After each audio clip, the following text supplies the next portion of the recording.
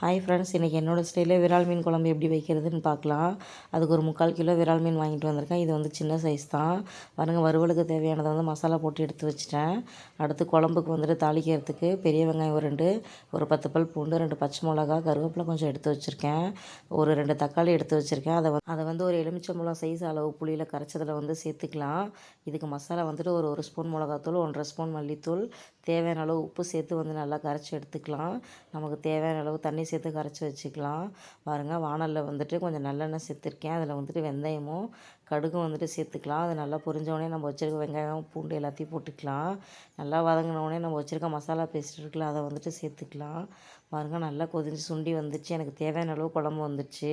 இப்போ இந்த டைமில் வந்துட்டு மீனை சேர்த்து வந்து நல்லா ஒரு 2 நிமிஷம் கொதிக்க விட்டுறலாம். பாருங்கள், மீன் நல்லா வெந்து வந்து சுண்டி வந்துடுச்சு. இப்போ என்னோடய ஸ்டைலில் விரால் மீன் குழம்பு தேங்காய் சேர்க்காமல் வச்சுருக்கேன். இது 2 பேர்த்துக்கு வச்சுருக்கேன். பிடிச்சிருந்தா லைக் பண்ணுங்கள் ஃப்ரெண்ட்ஸ்.